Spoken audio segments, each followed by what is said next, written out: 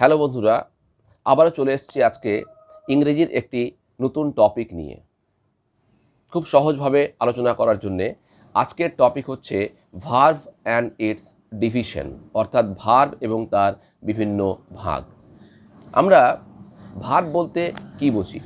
Generally আমরা জানি যে verb is a doing word, অর্থাৎ ভার্ব হচ্ছে একটি ক্রিয়াবাচক বিশেষ্য। কিন্তু verb is a word which denotes being, having or doing, অর্থাৎ ডুইং সামথিং। অর্থাৎ ভার্ব হলো এমনই একটি শব্দ যে শব্দের দ্বারা আমরা কিছু করা, কিছু হওয়া বা কিছু বোঝানো বা ভাবা বোঝা। ভার্ব হলো এমন একটি শব্দ যার দ্বারা কিছু করা, থাকা বা হওয়া বোঝায়। ভার্বকে আমরা সাধারণত দুই ভাগে ভাগ করতে পারি।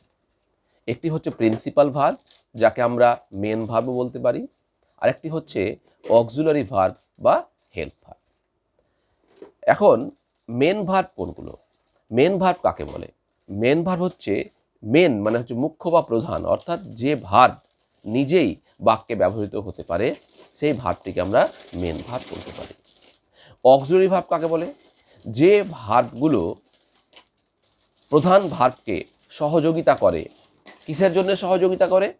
টেন্স, মুড অথবা ভয়েস তৈরি করতে সহযোগিতা করে।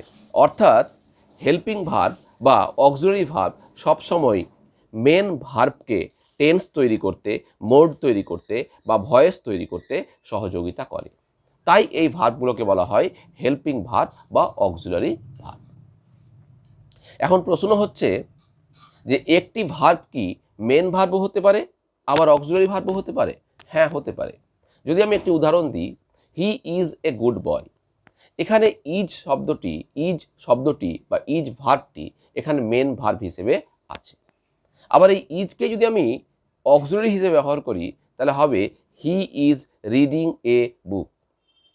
রিড হচ্ছে এখানে মেন ভার্ব আর ইজ হচ্ছে এখানে অক্সিলারি ভার্ব। তাহলে ইজ ভার্বটি আমরা মেন ভার্বে ইউজ করতে পারি, আবার অক্সিলারি ভার্বেও আমরা ইউজ করতে পারি। অক্সিলারি ভার্বগুলো কি কি?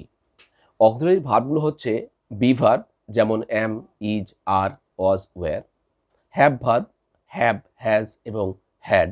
এবং ডু ভার্ব, ডু, ডিড ও ডাজ। অর্থাৎ বি ভার্ব, হ্যাভ ভার্ব এবং ডু ভার্ব এগুলো হচ্ছে অক্সিলারি ভার্ব। অর্থাৎ এই সমস্ত ভার্ব ব্যবহার করে আমরা টেন্স, ভয়েস এবং মুড তৈরি করতে পারি। তাহলে টেন্স, ভয়েস ও মুড এ ভার্ব ব্যবহার করতে গেলে আমাকে অক্সিলারি ভার্বের সহযোগিতা লাগে।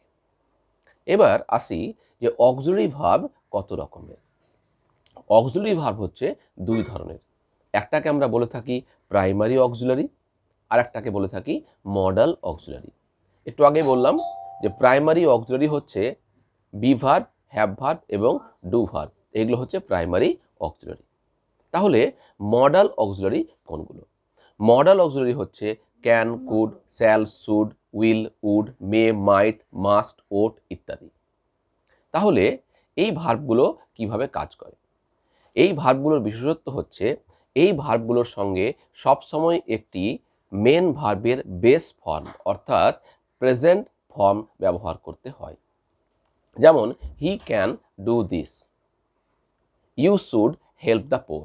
এখানে ক্যানের সঙ্গে ডু অর্থাৎ ডু এর বেস ভার্ব ফর্মটা ইউজ হলো। You should help the poor, এখানে হেল্পের বেস ফর্মটি ব্যবহৃত হলো। অর্থাৎ কখনোই মডাল অক্সিলারির সাথে ভার্বের বেস ফর্ম ছাড়া অন্য কোনো ফর্ম ব্যবহার করা যায় না। এগুলো হচ্ছে আমার মডাল অক্সিলারি। এবার আসি যে মডাল অক্সিলারির সঙ্গে প্রাইমারি অক্সিলারির পার্থক্য কি আছে। পার্থক্য এটুকুই তাহলে পেলাম যে মডাল অক্সিলারি সবসময় ভার্বের বেস ফর্ম অর্থাৎ যাকে আমরা ভার্বের 1 নম্বর ফর্ম বা প্রেজেন্ট ফর্ম বলি সেটাই ব্যবহৃত হয়। কিন্তু প্রাইমারি অক্সিলারিতে যে কোনো ভার্ব ফর্ম আমরা ব্যবহার করতে পারি। যেমন আমি বলতে পারি হি প্লেড ফুটবল, এখানে প্লেড ইউজ করলাম। দে প্লে ফুটবল, এখানে প্লে ইউজ করলাম। আবার ইউজ করতে পারি দে হ্যাভ প্লেড ফুটবল, এখানে V3 ইউজ করলাম। অর্থাৎ আমরা প্রাইমারি অক্সিলারিতে ভার্বের যে কোনো ফর্ম ইউজ করতে পারি। কিন্তু মডাল অক্সিলারিতে আমরা ভার্বের সবসময় বেস ফর্মটাকেই ব্যবহার করব। তাহলে আজকে আমরা কি শিখলাম? যে ভার্ব হচ্ছে, a verb is a word which denotes being, having or doing something. এবং জানলাম ভার্ব দুই রকমের, প্রিন্সিপাল ভার্ব বা মেন ভার্ব, হেল্পিং ভার্ব বা অক্সিলারি ভার্ব। অক্সিলারি ভার্ব হচ্ছে দুই রকম, প্রাইমারি অক্সিলারি এবং মডাল অক্সিলারি। প্রাইমারি অক্সিলারি হচ্ছে কি কি? বি ভার্ব, হ্যাভ ভার্ব এবং ডু ভার্ব। বি ভার্ব হচ্ছে am, is, are, was, were. Have verb হচ্ছে হ্যাভ, হ্যাজ এবং হ্যাড। আর ডু ভার্ব ডু, ডাজ এবং ডিড। আর মডাল অক্সিলারি কোনগুলো? Can, could, may, might, shall, should, will, would, ought ইত্যাদি। ধন্যবাদ। যদি আজকের এই ভিডিওতে একটুও উপকার হয়ে থাকে তাহলে অবশ্যই আপনারা ভিডিওটা শেয়ার করে অন্যকে দেখার সুযোগ করে দেবেন। আবারও আসছি পরবর্তী ক্লাস নিয়ে, পরবর্তী টপিক নিয়ে। ধন্যবাদ।